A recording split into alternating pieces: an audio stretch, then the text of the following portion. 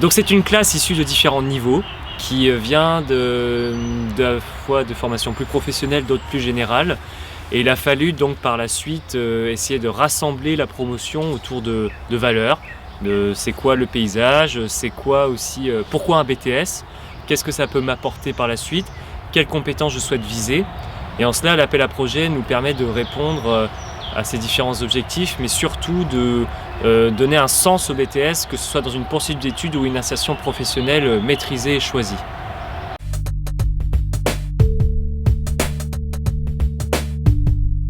On a choisi ce projet parce que on voulait que les apprentis soient capables d'envisager leur futur sans avoir de barrières.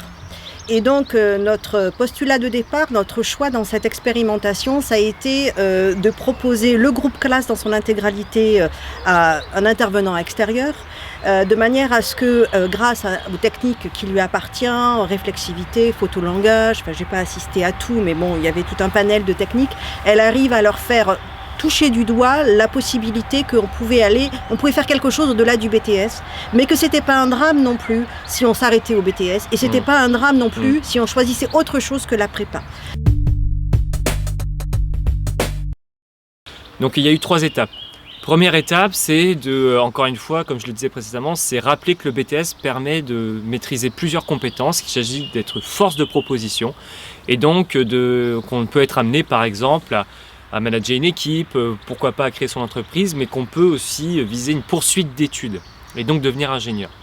Donc déjà, il a fallu dans un premier temps casser cet a priori que le BTS pouvait être qu'une fin en soi, mais bien le placer dans un cursus, un récit plus long. Deuxièmement, l'arrivée de Nolwenn Lotram a donc été annoncée d'emblée comme étant une opportunité pour chaque apprenti de mieux se connaître, ses compétences professionnelles et personnelles, et de poser une question toute simple, c'est au service de quoi et de qui et pour qui. Et donc derrière, l'intervention de Nolwenn a permis de finalement synthétiser plusieurs questions sous-jacentes que nous en tant qu'équipe nous essayons de nous saisir, mais plus généralement de créer un temps fort dans la promotion pour créer un esprit de groupe. Et le parti pris qu'on a eu, c'était de ne pas sélectionner des apprentis en fonction de leur bulletin, mais de proposer à Nolwenn le groupe classe dans son intégralité, de manière à ce qu'au vu des 2 jours qu'on a organisés, ce soit eux qui se révèlent comme voulant faire partie de la prépa ou voulant construire un parcours différent, une insertion particulière, une réorientation. Mais vraiment, l'hypothèse qu'on a fait, c'était de ne pas sélectionner les apprentis en fonction de leurs notes. Mais que ça soit au fil des entretiens qu'il y a eu, des échanges qu'il y a eu, que ce soit eux qui se révèlent à Nolwenn.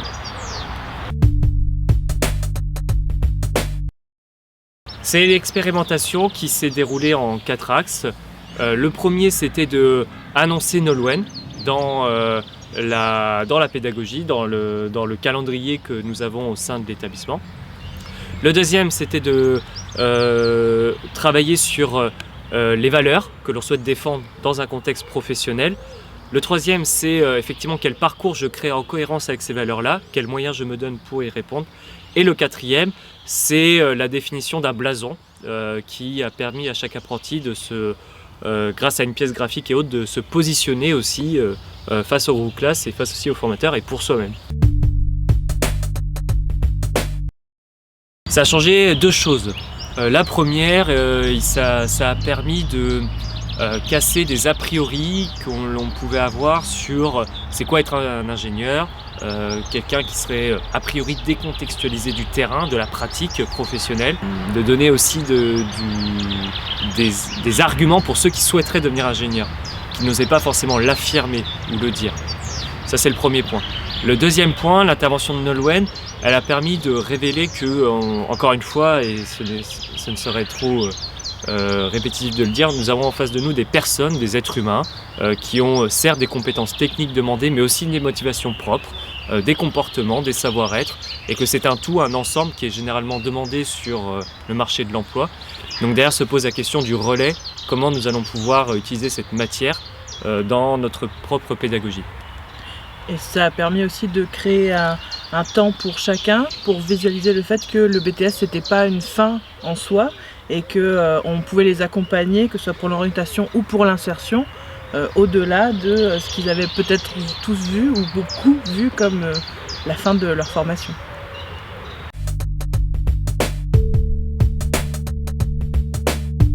La première, c'est dans le fonctionnement, la manière dont nous avons procédé.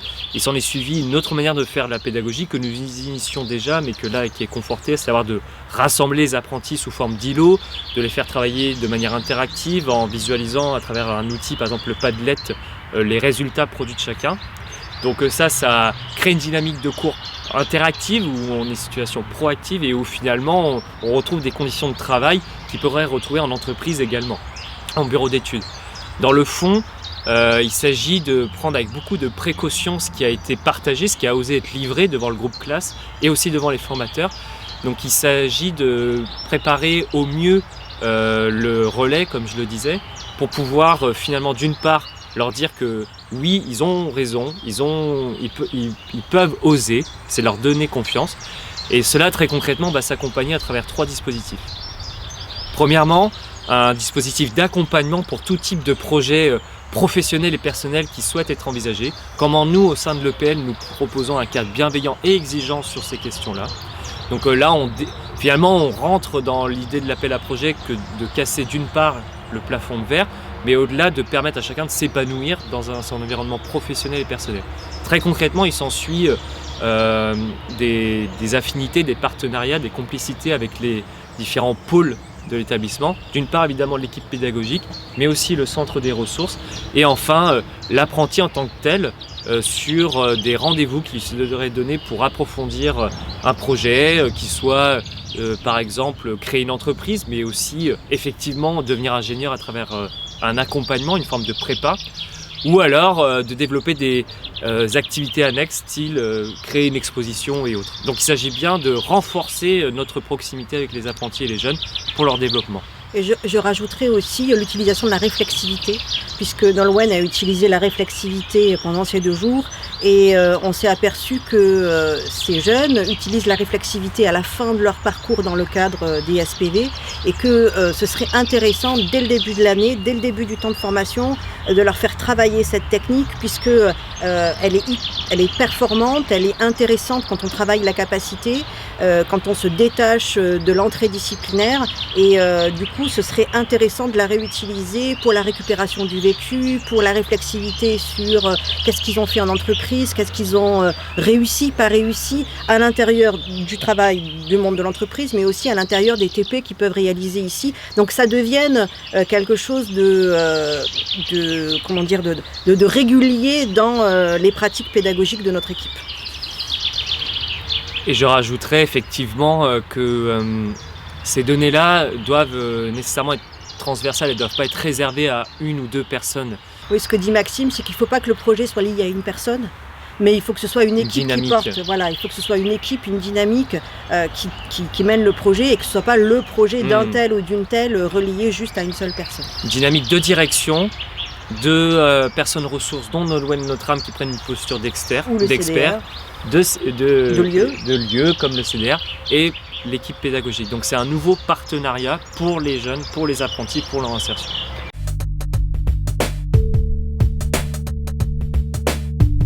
Le CDR dans ce projet, je dirais que c'est à la fois le service et le lieu, c'est-à-dire que ça va être un lieu où les jeunes vont pouvoir venir pour avoir davantage de ressources pour perfectionner, approfondir leur projet, découvrir de la méthodologie aussi, accompagner avec des formateurs ou avec des ressources seules. Et c'est vraiment, je pense, un lieu où on va pouvoir approfondir mais un peu différemment de la classe, un lieu où on peut venir en s'extrayant du cours ou en dehors de ses heures de cours habituelles. Moi dans ce cadre, je prends un petit peu le rôle de... Je suis animatrice, donc je regroupe toutes les ressources et j'essaie de les mettre à disposition sous plein de biais, avec l'outil informatique, avec mes collègues, avec des ressources extérieures. Nolwenn, on peut considérer que c'est aussi une ressource qui rentre dans ce cadre-là. Donc moi j'essaye de regrouper toutes ces ressources pour pouvoir les mettre à disposition des jeunes et de leurs projets, de leurs besoins. C'est le chef d'orchestre, Fanny.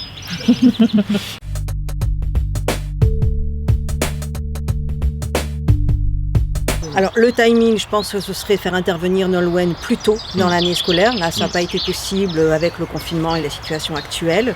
Je pense que l'intérêt de Nolwenn aussi, on n'en a pas parlé, c'est que grâce à elle, ils sont devenus un groupe et puis une somme d'individus qui étaient dans une formation. Après, on est dans l'expérimentation pour l'instant, donc on a émis des hypothèses, on est parti sur un scénario pour l'instant. Je pense que vous me reposerez la question dans un an. Peut-être que j'aurai d'autres réponses. Pour l'instant, là, il n'y a que pour moi le timing que je vois qu'on aurait pu un peu anticiper, quoi.